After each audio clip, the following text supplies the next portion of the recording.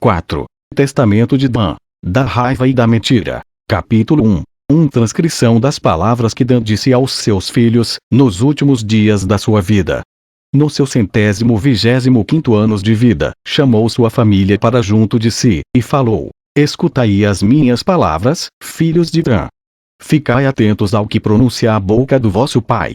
Experimentei em meu coração, durante toda a minha vida, que o trato honesto da verdade é algo agradável aos olhos de Deus e do seu beneplácito. A mentira, porém, e a raiva são más e conduzem os homens a toda espécie de perversidade.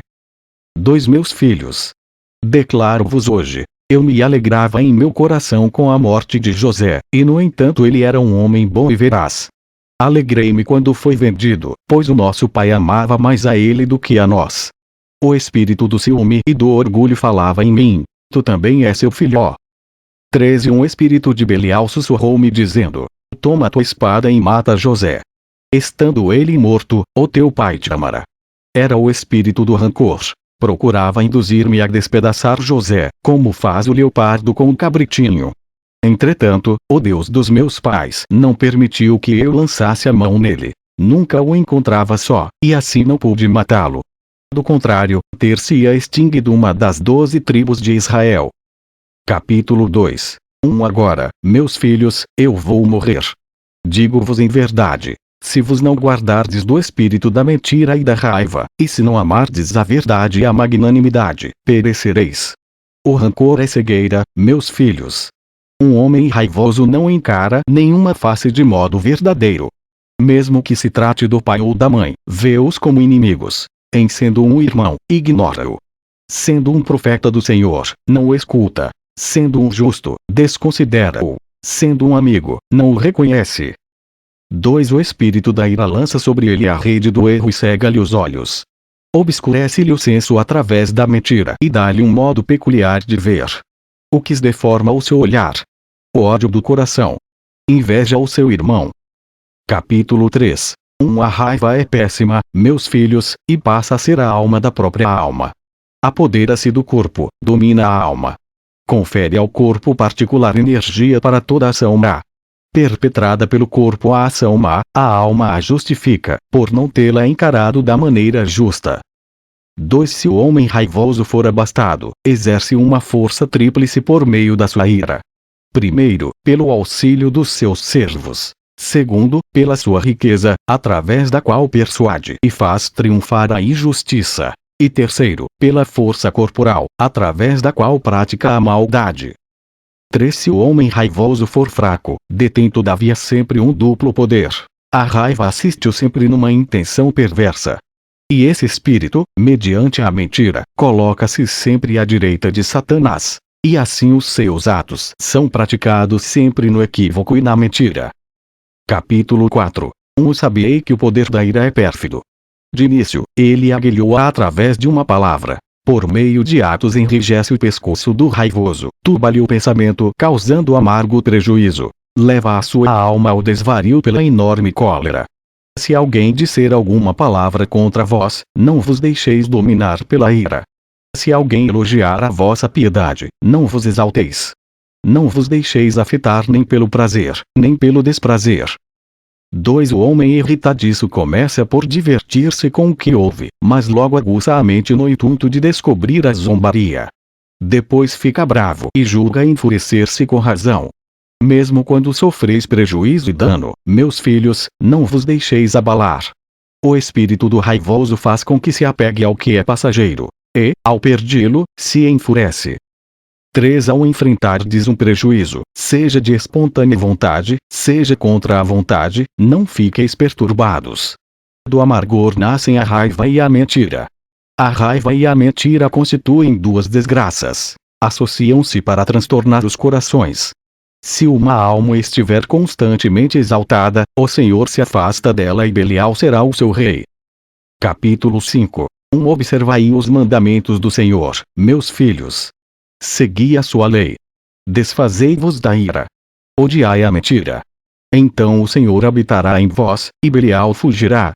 Dizei somente a verdade entre vós. Então não caireis na raiva e na sublevação. Sede pacíficos, e que o Deus da paz habite convosco. Então nenhum inimigo vos vencerá. Amai ao Senhor por toda a vossa vida, com um coração verdadeiramente sincero. 2. Eu sei. Nos tempos derradeiros ocorrerá o vosso afastamento de Deus, irritareis Levi e levantar-vos-eis contra Judá. Mas não haverá de prevalecer. Um anjo do Senhor guia a ambos. Por ele subsiste Israel.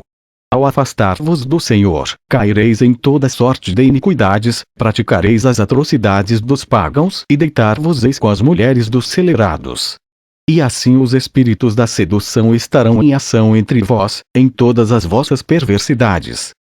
3. Eu li no livro de Enoque, o justo, que o vosso príncipe será Satanás, e que os espíritos da luxúria e da arrogância conspiram para tentar constantemente contra os filhos de Levi, a fim de levá-los ao pecado diante do Senhor. Os meus filhos igualmente aproximar-se-ão dos filhos de Levi, para juntamente pecar com eles. E os filhos de Judá serão cobiçosos e avançarão sobre a propriedade alheia como leões. 4. Por isso, sereis arrastados com eles ao cativeiro, e lá sofrereis todas as pragas do Egito e todas as maldades dos pagãos. Mas quando volverdes novamente para o Senhor, encontrareis misericórdia. Ele vos reconduzirá ao seu santuário e vos dará a paz.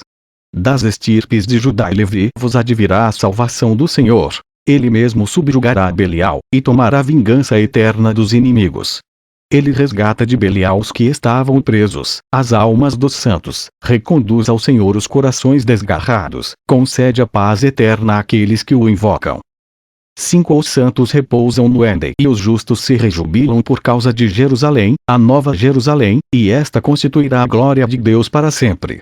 Jerusalém não será mais devastada, nem Israel feito prisioneiro. O Senhor habita nela e caminha entre os homens, e o mais santo de Israel será o rei deles em humildade e pobreza. E quem nele ele confia, será verdadeiramente rei no céu. Capítulo 6. Assim, meus filhos, temei o Senhor. E guardai-vos de Satã e dos seus espíritos. E aproximai-vos de Deus e do seu anjo intercessor. Ele é o intermediário entre Deus e os homens. E a bem da paz de Israel, ele enfrenta o reino do inimigo. O inimigo recorre a todas as forças para fazer com que caiam os que invocam o Senhor. 2. Ele sabe que o reino do inimigo cessará no dia em que Israel fizer penitência. O anjo da paz fortalece Israel, para que não venha a cair na pior desgraça. E mesmo Israel continuando na impiedade, ainda assim o Senhor não o abandona. O anjo convertê-lo-á num povo que cumprirá a sua vontade. Assim, nenhum anjo se lhe compara. O seu nome estará presente em todos os lugares de Israel, bem como entre os pagãos. 3. Guardai-vos, meus filhos, de toda obra má, lançai para longe de vos a raiva e a mentira, e amai a verdade e a paciência. O que ouvis do vosso Pai, transmiti-o aos vossos filhos, para que o Salvador dos gentios vos acolha. Ele é verdadeiro, paciente, humilde e suave. Ensina a lei de Deus por meio das suas obras. Afastai-vos de toda e qualquer iniquidade e permanecei firmes na justiça de Deus. Então a vossa estirpe será salva para sempre. Sepultai-me na proximidade dos meus pais. Fim.